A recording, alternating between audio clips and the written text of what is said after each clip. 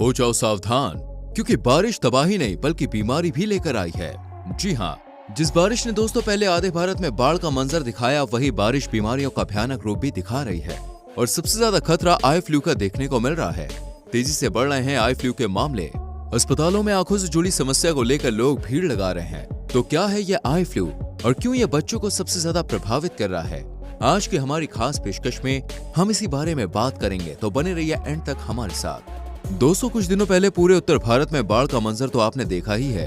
पंजाब से लेकर हिमाचल प्रदेश तक चारों तरफ सिर्फ और सिर्फ पानी ही पानी नजर आ रहा था। और अब जाके जब ये थोड़ा बहुत बाढ़ का संकट टला है, बारिश ने थोड़ी बहुत राहत दी है, तो अब बीमारियों ने अपना कहर दिखाना शुरू कर दिया है। अस्पतालों में लोग भीड़ लगा रहे हैं, कोई डेंगू तो कोई मलेरिया, साथ ही सर्दी जुकाम के भी बहुत सारे मरीज हैं। लेकिन इसी बीच एक बड़ी खबर भी सामने आ रही है, और वो समस्या है दोस्तों आई फ्लू की। इस टाइम बच्चे सबसे ज्यादा इस फ्लू का शिकार हो रहे हैं। जब आप अस्पतालों की तस्वीरें देखेंगे तो मरीजों की बढ़ती हुई संख्या आपको बिल्कुल हैरान करके रख देगी।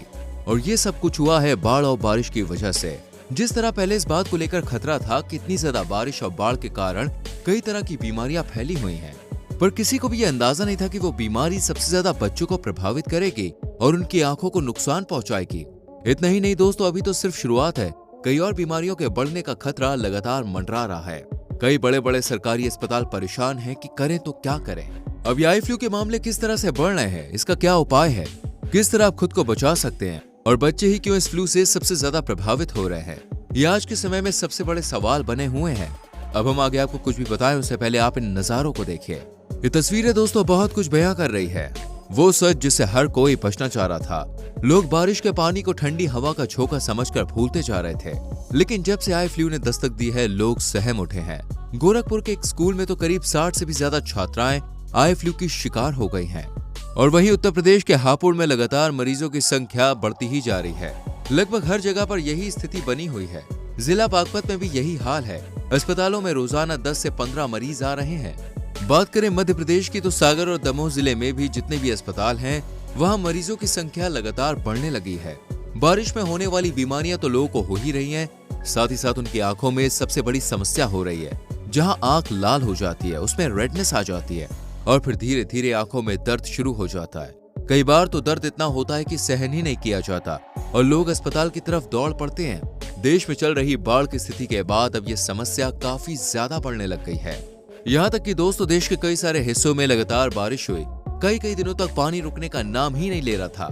बाढ़ ने आतंक मचाया, और अब जाके जब हालात थोड़े से सुधरने शुरू हुए हैं, लोगों को लगने लगा कि चलो अब सब ठीक हो जाएगा। तभी दोस्तों बीमारियों ने दस्तक देनी शुरू कर दी, और आंखों में होने वाली समस्या अब सबको बहुत परेशान कर रही है। जिन जगहों पर बाढ़ का पानी आया था, वहां लोगों को सबसे ज्यादा समस्या हो रही है। ये बहुत ही मुश्किल भरा समय है। पहले लोगों ने बाढ़ का सामना किया, और अब उन्हें इस तरह की अजीबोगरीब बीमारी का सामना करना पड़ रहा है, जिसके बारे में किसी को कुछ भी समझ में नहीं आ रहा है। आखिर उनकी आंखों में ये अचानक से क्या हो रहा है? क्यों उन्हें इतनी जलन हो रही है, इतना दर्द हो रहा है, और आंख पूरी तरह से लाल हो चुकी है? डॉक्टर्स का तो ये भी मानना है कि जो मरीज आई फ्लू की समस्या को लेकर आ रहे हैं, वो काफी घबराए हुए हैं।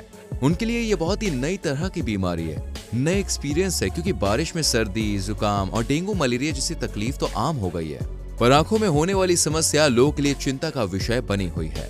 राजधानी दिल्ली, मध्य प्रदेश और उत्तर प्रदेश जैसे इलाकों में जहां जहां बाढ़ का पानी पहुंचा है, वहां वहां लोगों की आंखों में जलन, सूजन, आंखों का लाल पड़ जाना, दर्द होने जैसी समस्या बिल्कुल आम हो गई है। हर दूसरे घर में एक बंदा आई फ्लू की समस्या से जूझ रहा है, या फिर उसे आंख से जुड़ी कोई तकलीफ है, यानी कि उनको भी आई फ्लू परेशान करने वाला है। मतलब भविष्य में उन्हें ये समस्या हो सकती है। इसलिए तो लोग काफी ज्यादा डर गए हैं। बाढ़ से पीड़ित इलाके में रहने वाले लोगों की समस्या लगातार दोस्तों बढ़ती ही जा रही है। एक्सपर्ट्स की माने तो 2 से 3 साल के बच्चों से लेकर 22-23 साल के नौजवान कॉलेज जाने वाले लोगों तक में ये समस्या सबसे ज्यादा देखने को मिल रही है। आई फ्लू के बारे में दोस्तों डॉक्टर्स काफी गंभीरता से विचार कर रहे हैं। असल में इसे कंजंक्टिवाइटिस भी कहा जाता है, और इसका दूसरा नाम पिंक आई इन्फेक्शन भी है, जिसमें आंखें गुलाबी हो जाती है। आंखों में होने वाला ये इन्फेक्शन वैसे तो हर साल बारिश के मौसम में बढ़ जाता है। सैकड़ों मामले इसके देखने को मिलते हैं, लेकिन इस साल जब बाढ़ इतनी ज्यादा आई तो बारिश ने कहर मचा कर रखा है। ऐसे में रिकॉर्ड तोड़ मामले सामने आ रहे हैं। बाढ़ से ग्रसित इलाकों में हर दूसरा तीसरा मरीज जो ओपीडी में आ रहा है, वो इसी से संक्रमित है। आंखों में इस इन्फेक्शन का सबसे बड़ा कारण बाढ़ का गंदा पानी है। ये इन्फेक्शन पहले तो गंदे पानी से फैलता है, और फिर धीरे धीरे एक इंसान से दूसरे इंसान तक अपनी पकड़ बनाना शुरू कर देता है। अब छोटे बच्चे तो एक दूसरे से कोई परहेज करते नहीं है।